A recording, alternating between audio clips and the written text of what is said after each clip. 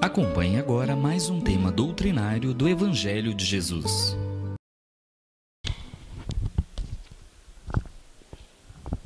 Nós começamos pelo Sinal Verde, que é um livro de Francisco Cândido Xavier com André Luiz. E a gente sempre diz que esse livro é o livro de etiqueta do plano espiritual, porque aqui a gente aprende muito como a gente deve se portar com as outras pessoas, na sociedade, em família, no trabalho, enfim. É um livro que dá uma diretriz boa para a gente, os nossos comportamentos à luz da doutrina espírita e, por consequência, do cristianismo. E nós estamos vendo o texto hoje falando na assistência social. Nós estamos à frente da Federação Espírita, na diretoria da Assistência e Promoção Social, há 5 anos.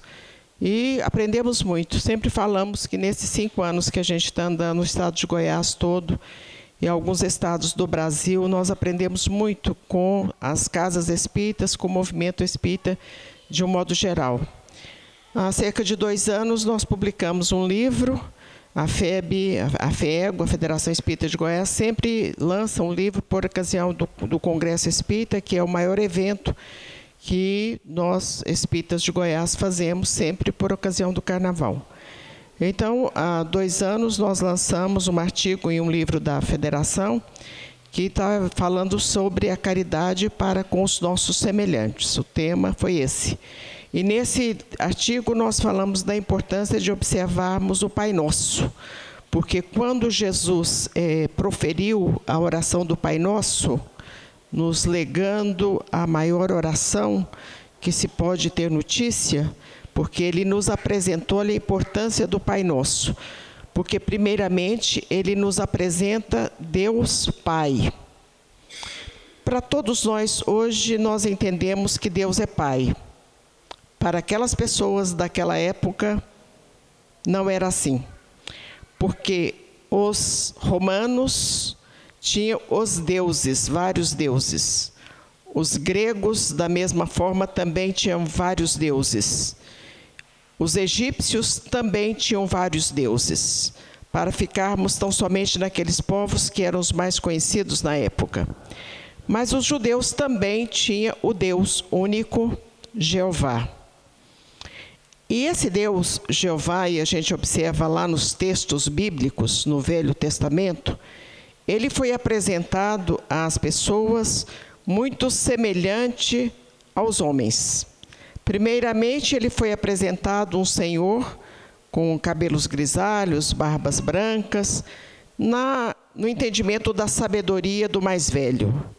Mas quando nós observamos as reencarnações, a gente sabe que muitos jovens podem ser muito sábios e às vezes pessoas mais antigas poderão não ser tanto.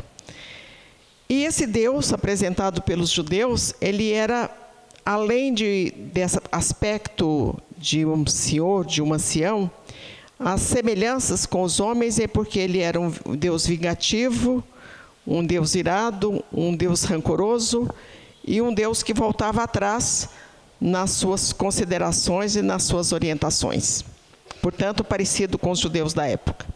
E aí Jesus chega e fala assim, Deus é Pai nosso. E ele não disse Pai, o nosso abrange a todos. Ele não falou que Deus era Deus dos judeus, dos samaritanos, dos romanos, dos egípcios, dos ateus. Não, ele disse Pai de todos. Portanto, quando a gente lê o Pai Nosso, quando a gente recita o Pai Nosso, nós estamos falando que Deus é Pai de todos. E como Pai de todos, ele tem a mesma misericórdia para com todos.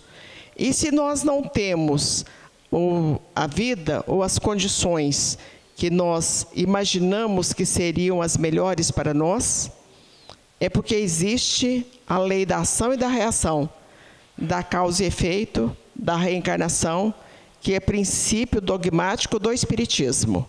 Dogma no sentido de dogma inteligente, como é trazido por Leon Denis, que é um dos discípulos de Kardec, em um livro que se chama Agonia das Religiões, que ele está dizendo que existe o dogma imposto, que é aquele que você não discute, e o dogma inteligente, que é o dogma da reencarnação, a palavra usada nos textos da codificação é esse, Dogma da Reencarnação.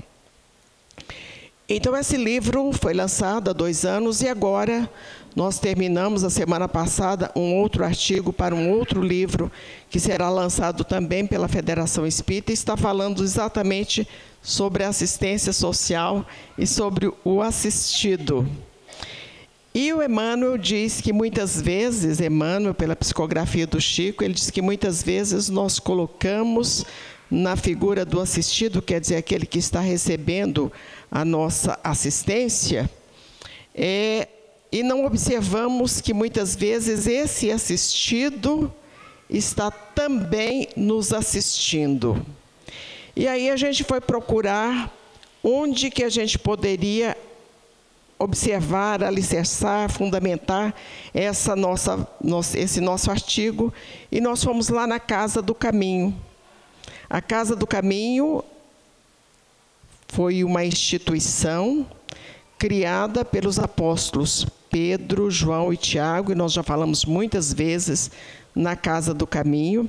Já falamos, inclusive, que foi o primeiro centro espírita do mundo, mas se procurarem na literatura vão achar que o primeiro centro espírita do mundo é a Sociedade Parisiense de Estudos Espíritas, fundado por Allan Kardec. E quando nós afirmamos que foi o primeiro centro espírita, é porque ele tinha todas as características, a Casa do Caminho tinha todas as características próprias de um centro espírita.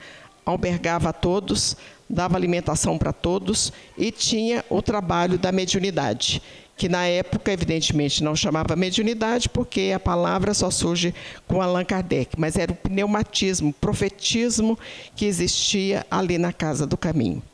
E nessa Casa do Caminho chega um grego que se chamava Gesiel.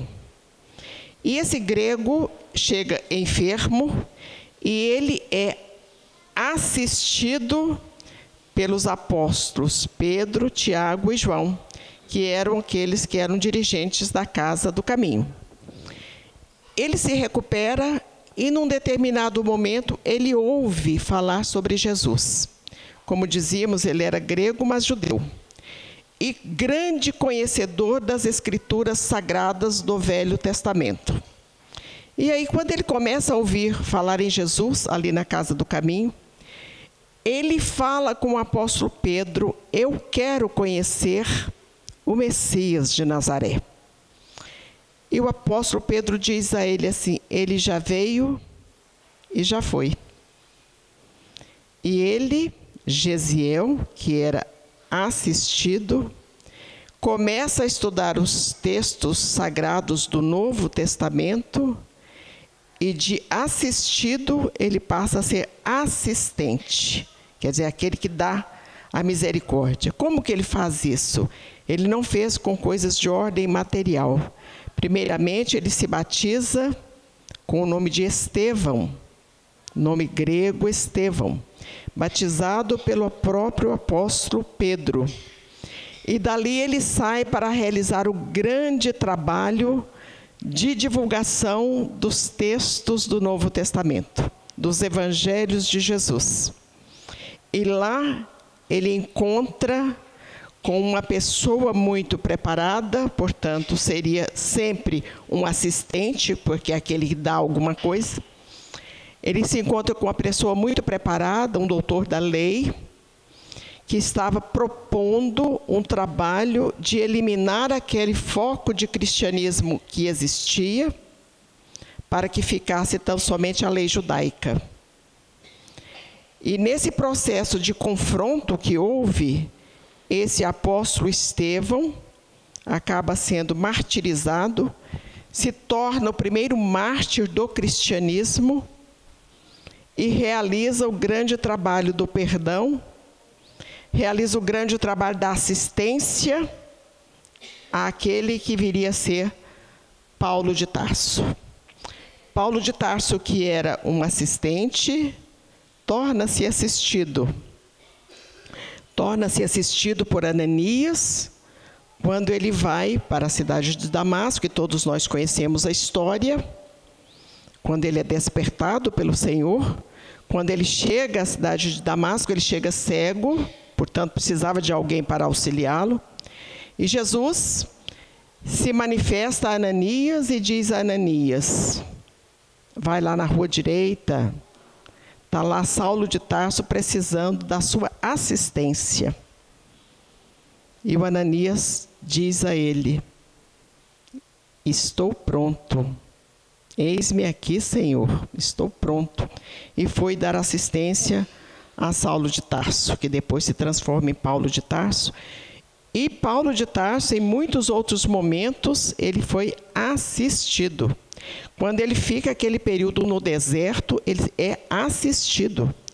Quando ele vai para Jerusalém e procura a casa do caminho, ele é assistido novamente.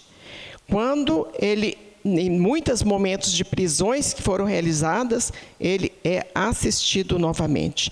Então, a tarefa da assistência, e que na denominação da FEEGO, da Federação Espírita de Goiás, é o trabalho da assistência e promoção social espírita. Nós vamos ver por 300 anos a figura do assistente e do assistido muito próximas. Quando surge a Idade Média, vem Francisco de Assis e vem Domingos Gusmão, que realiza um belíssimo trabalho dizendo o seguinte: nós temos que ser próximos desses que estão necessitados. Francisco de Assis realiza o trabalho da união dessas pessoas que havia necessidade de ordem material. E Domingos Gusmão também é o fundador da Congregação Dominicana dos Católicos. Mas não ficou somente em Francisco de Assis e Domingos Gusmão. Ficou Isabel de Aragão também. A Rainha Santa de Portugal e Espanha, a Santa Isabel das Rosas, porque ela era rainha, ela saía do palácio para atender os necessitados. Ela beijava os pés dos leprosos. Ela curava a ferida das pessoas enfermas. E um dos atos mais lindos de Isabel de Aragão é quando ela está saindo do palácio. E a gente imagina palácio uma coisa muito glamurosa. Não. Palácio da Idade Média, as nossas casas, a grande maioria das casas são melhores, mais confortáveis do que os palácios da Idade Média. A começar que não tinham banheiros. O frio na Europa, quando é frio demais, quando é calor demais.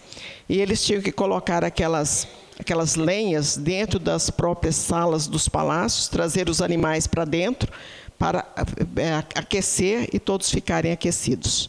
Tanto que existem muitos palácios, muitos castelos em muitas cidades da Europa, exatamente porque quando um castelo ficava inabitável pela sujeira, eles construíam outro castelo, mudavam, a família mudava para aquele outro castelo, até que saneasse aquele que estava em péssimas condições de higiene. Fernando, parece-me que vi Fernando por aí, deve contar melhor, porque ele é português e sabe a quantidade de castelo que tem em Portugal, e todos nessas condições. Então, a rainha Isabel estava saindo do palácio e se encontra com o marido, Dom Diniz. Dom Diniz é uma das figuras mais importantes da história de Portugal, da história do mundo, porque ele é fundador da Universidade de Coimbra, uma das mais emblemáticas faculdades do mundo. E esse Dom Diniz, ele vai reencarnando até chegar à condição do nosso querido Batuíra. Então, a reencarnação em Batuíra é uma das encarnações, é o mesmo espírito que reencarna, Dom Diniz, de Portugal, reencarna como Batuíra, que tem muitas obras espíritas com o nome de Batuíra. Bom, então a rainha estava saindo e ele se encontra com ele, chegando ao palácio, e ela estava com uma capa, muito frio, mês de janeiro, muito frio na Europa. E ele pergunta a ela o que ela tinha na capa. E ela diz a ele: são rosas, meu senhor, mas na verdade eram pães que ela ia levar para distribuir para as pessoas necessitadas. Como ele tinha dificuldade para entender esse trabalho de assistência que ela realizava, ela abre a capa, não caem pães, caem rosas. No mês de janeiro, que era impossível ter rosas em Portugal. Então, esta é a rainha Isabel de Aragão. Ela continua o trabalho, e quem lê o livro Histórias de Inês de Castro vai se lembrar que ela realiza um grande trabalho também, aconchegando Inês, que é um fato verídico, que aconteceu, que é cantado por Luís de Camões nos Lusíadas. Essa moça, quando ela desencarna, ela é recebida, ela é assistida por Isabel de Aragão. E quem leu o livro Nosso Lar, ouviu o filme, deve se lembrar da ministra veneranda. É a mesma pessoa. Então, ela realiza esse trabalho na Idade Média, na Alta Idade Média. Leonor de Lancaster, uma outra rainha de Portugal, ela institui as Santas Casas de Misericórdia. Começa no século XVI o trabalho das Santas Casas de Misericórdia. E esse trabalho, por muito tempo, ele foi um trabalho da Igreja Católica. Hoje é um trabalho de Estado, porque a partir da Revolução Francesa, 1789, o conceito de assistência e promoção social começa a mudar. E aí começa a mudar no entendimento que o Estado é responsável por aquele trabalho da assistência e promoção social. Portanto, o marco é a Revolução Francesa, que mudou não somente isso, mas mudou a história do mundo também.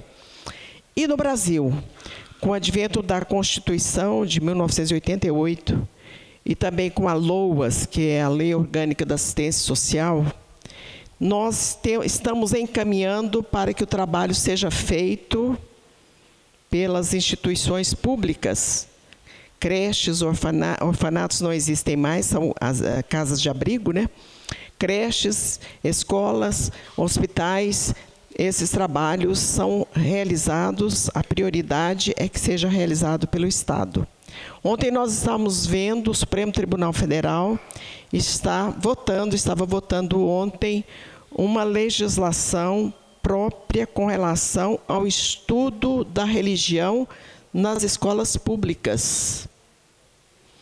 E também nas escolas que, embora particulares, são mantidas pelo governo. Então, muitas instituições espíritas, ou católicas, ou evangélicas, que são mantidas pelo governo, elas, pelas votações que estavam passando ontem, a tendência é essa, e a legislação já recomenda assim, só que agora é a palavra do Supremo, não poderão ensinar religião. E é a coisa mais lógica que existe. Porque nós, por exemplo, espíritas, nós gostaríamos que todas as escolas fossem espíritas e lecionasse o espiritismo. Embora a doutrina espírita seja uma doutrina de convicção. Da mesma maneira os evangélicos, da mesma maneira os católicos, da mesma maneira os umbandistas, mas nós poderíamos correr um risco de também ter uma escola islâmica e, de repente, as crianças serem obrigadas a estudar o islamismo, ou judaica, que também seriam obrigadas a estudar o judaísmo. Então, nivela-se todas as escolas públicas, escolas mantidas com dinheiro público ou instituições mantidas pelo dinheiro público, não podem lecionar nenhum tipo de religião. E aí nós imaginamos como é que a gente fica, né? Quem estudou em colégio de freira, que tinha, além das aulas próprias do catecismo, daí tinha que preparar para a primeira comunhão, para outros momentos da própria Igreja Católica, e que foi muito útil nas nossas vidas, aprendemos muito. E sempre falamos que quem estudou em colégio de freira tem uma disciplina diferenciada, porque as freiras puxavam e puxam muito mesmo. Quem estudou em colégio agustiniano, sobretudo. Mas aí nós voltamos para a importância da família, o seio familiar. Já disse também que nós acompanhamos uma estudante há poucos dias, realizando um trabalho na área do direito penal. É uma advogada que está realizando um trabalho, um mestrado de direito penal. E as aulas eram dadas por uma médica psiquiatra forense. E todas as aulas 15 dias de aula, de 8 da manhã às 8 da noite, a mesma história. Família. A importância da família. De onde sai toda a dificuldade é do lar que às vezes não observou a importância do Evangelho, as orientações trazidas pelo Evangelho. E aí nós vamos ver quais são as orientações trazidas pelo Evangelho. Bom, primeiro, Jesus foi muito família. A Sagrada Família é José, Maria e o próprio Jesus. E ela, Maria Santíssima, ela cumpriu todas as ritualísticas próprias do judaísmo, enquanto Jesus era criança. Apresentou o templo, levou de novo, e a gente só lê os evangelhos que a gente vai ver todos os momentos Maria Santíssima atendendo os rituais próprios da religião judaica. Mas Jesus a gente vai ver falando assim, ele estava na casa de Marta e Maria, ele estava na casa de Pedro, ele estava na casa da sogra de Pedro, ele reuniu os apóstolos para a refeição. Quantos e quantos momentos Jesus é citado como alguém muito envolvido à família. O último ato de Jesus foi exatamente lembrando a João Evangelista e a Maria Santíssima a importância da família. Quando ele diz, filho, eis aí a tua mãe, mãe, eis aí o teu filho. Tanto fala da importância da convivência familiar. Mas como naquela época tinha dificuldades para as pessoas entenderem, ele vem falando por parábolas. Parábola é uma história contada com um fim moral, um objetivo moral, com estrutura moral. Então, isso é parábola. E ele contou muitas e muitas parábolas. Nós vamos ter agora, no primeiro final de semana de outubro, anotem, o mês de outubro é o mês dedicado à codificação, o mês de Allan Kardec, ele nasceu em 3 de outubro de 1804. Então, a Federação Espírita vai trazer o presidente da FEB, vai trazer o Saulo, que é um diretor da FEB, para falar tão somente sobre uma parábola.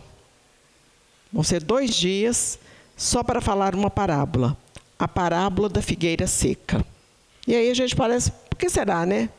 Que essa parábola é muito interessante, porque quando Jesus passa e vê a figueira estava bonita, né, verdejante, e os apóstolos dizem a ele assim, mestre, essa figueira não tem figos, mas, tem uma vírgula, mas não era tempo de figo. E Jesus amaldiçoa a figueira. Nós vamos saber lá nesse congresso, nesse seminário, por que foi que aconteceu isso. Então, ele fala em muitos momentos sobre, com relação às parábolas. Mas talvez uma das parábolas, e são consideradas as parábolas dos perdidos e dos achados, que é a parábola da dracma perdida, da ovelha desgarrada e do filho pródigo. E observemos a parábola da dracma perdida. A dracma era a menor moeda que eles tinham. Era o centavo, 1 centavo. E a senhorinha perdeu uma moeda. Perdeu aquela moeda. Tinha uma meia dúzia de moeda, perdeu uma moeda. E ela ficou desesperada procurando essa moeda. Acendeu a lamparina, procurou até encontrar a moeda. E quando ela encontra a moeda, ela chama todas as pessoas próximas, as vizinhas, para mostrar que ela havia achado aquela moeda. Da mesma maneira, é aquela da ovelha desgarrada. Eram 100 ovelhas, uma desgarrou, o Senhor arruma uma pessoa para cuidar daquelas que estavam lá, e vai atrás da ovelha desgarrada. Se fosse outro, ele dizia assim, não, mas eu já tenho 99 ovelhas, eu vou deixar essa sumida. Ele foi atrás da ovelha desgarrada. Mas talvez a do filho pródigo toca muito o nosso coração, porque eram aqueles 2 irmãos, o pai rico. Um filho diz ao pai assim, eu quero viver a minha vida, eu quero usufruir tudo do bom e do melhor. Me dá a minha herança, porque eu vou curtir a vida. Nós sabemos que a nossa vida é feita de escolhas e que todos nós temos o livre-arbítrio. E o pai deu a herança para o filho sabendo que não ia dar certo. Não ia funcionar desse jeito. O filho era imaturo, as coisas não iam funcionar. Mas mesmo assim ele deu dinheiro, os bens. E o outro ficou trabalhando. E esse que foi, dissipou tudo que tinha. No final ele já estava sendo empregado. Foi trabalhar onde ele cuidava de porcos. O porco para o judeu é algo assim abominável. O judeu, assim como o muçulmano, não come porco. E não se cria porcos na terra de Israel. Porco, nem pensar. Ele foi cuidar de porcos. Então, quer dizer, aquilo ali já se tornou uma coisa indigna para ele. E quando ele não podia comer nem a comida dos porcos, porque não sobrava para ele, porque ele estava com muita fome, diz o Emmanuel que ele caiu em si. O cair em si é que vai fazer a diferença na nossa vida. Enquanto a gente não cair em nós mesmos, nós vamos continuar cometendo desatinos. E aí ele caiu em si e pensou: nossa, mas na casa do meu pai tem tanto alimento, tem tanto conforto, eu vou voltar. Tomou a decisão. E tomar decisão também é alguma coisa muito difícil na nossa vida. Tanto que tem um provérbio árabe que diz assim: quando a gente dá o primeiro passo, a gente já andou metade do caminho. É verdade. Porque quando a gente não sabe que emprego que a gente vai arrumar, mas a gente imagina, vou estudar para fazer um concurso, demos o primeiro passo. Quando a gente não sabe se junta, se larga, se casa de novo e a gente decide, deu o primeiro passo e daí a pouquinho as coisas vão seguir. Quando a gente não sabe se a gente vem para o centro espírita fazer sopa e decide que vem, pode ter certeza que a vida muda e muda muito para melhor. Então, o primeiro passo é tudo. E ele resolveu dar o primeiro passo. E volta para a casa do pai. Mas aí o detalhe: o pai estava esperando por ele. A hora que o pai viu lá na estrada, ele correu para ir abraçar o filho. Beijou o filho. Isso, para o judeu, tem um simbolismo especial. Te perdoo. Ele beijou o filho. E observou que o filho estava descalço. Problema sério, porque descalço eram só escravos. Ele era dono da terra. Mas viu mais, ele estava com a cabeça raspada. Judeu não raspa a cabeça. Ele não pode encostar a lâmina na pele. No entanto, os romanos usavam a cabeça raspada. Então já era uma comparação bastante desagradável para o judeu. Estava com as roupas rotas, sujas. Ele era o dono da terra. E o pai então chama os escravos, diz a ele assim: calça o sapato nele, coloca o manto e coloca o anel. O manto e o anel, tudo no simbolismo. Você é o dono da terra, você é o proprietário de tudo isso. E ainda diz mais: vou fazer um banquete. Mandou matar os cevados que estavam lá para fazer um banquete, para receber aquele filho muito querido. Aí vem a história do desentendimento dos irmãos, mas o objetivo nosso é dizer que Deus sempre está à nossa espera. Nas 3 parábolas, Ele nos procura e nos acha. E às vezes nós não temos o entendimento naquele momento de ver a misericórdia de Deus. Por isso a bênção da reencarnação. A reencarnação representa a justiça de Deus. Porque se não houver reencarnação, por consequência também não existe Deus. E nós temos a convicção que Deus existe. Por tudo que a gente vê ao nosso redor, a gente sabe da existência de Deus.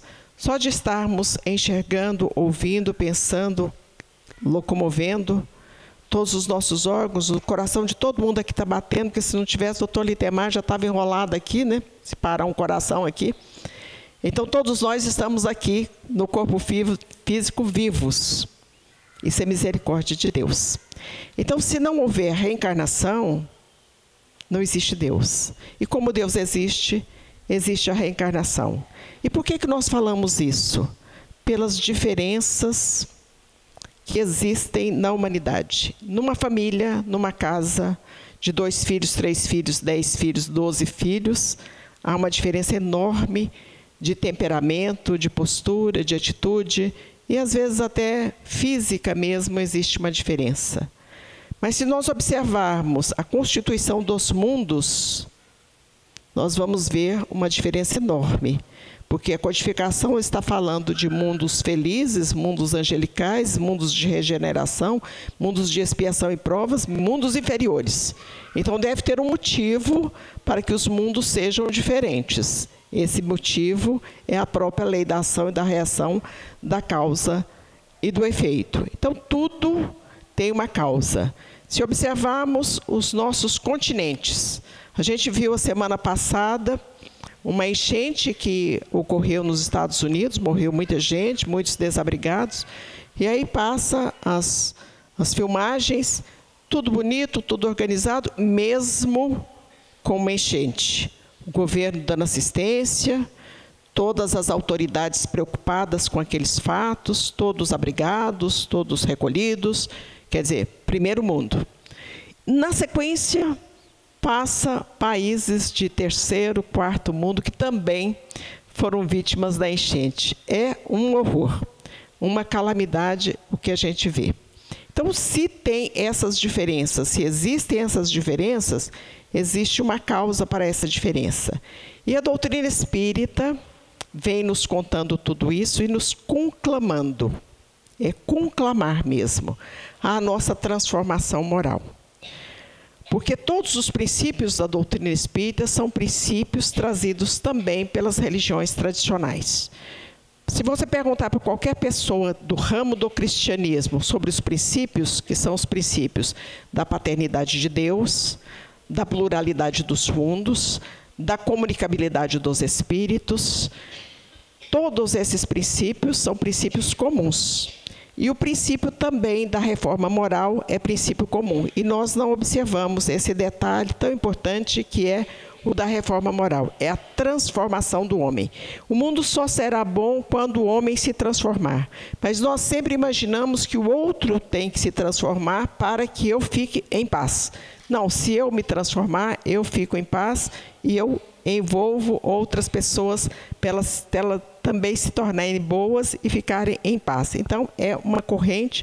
Por isso é que a gente sempre diz daquela história da criança que o pai queria que ela se acalmasse, cortou um oceano, ou era um mapa que tinha um oceano tudo é azul, tudo é igual, e falou para o menino: monta esse quebra-cabeça aqui, meu filho. E pensou, vai demorar muito, né? E o menino, daí um pouquinho, ele trouxe o quebra-cabeça montado. Ele falou, mas como é que você conseguiu? Eu falei, olha, pai, porque do outro lado tinha um homem. Eu consertei o homem, consertei o mundo. Então, é isso que a gente tem que fazer, consertar a nós mesmos para que envolvamos outras pessoas, para que cheguemos a consertar todo mundo, porque essa é a proposta de Jesus. Que Ele nos abençoe, muita paz. Terezinha.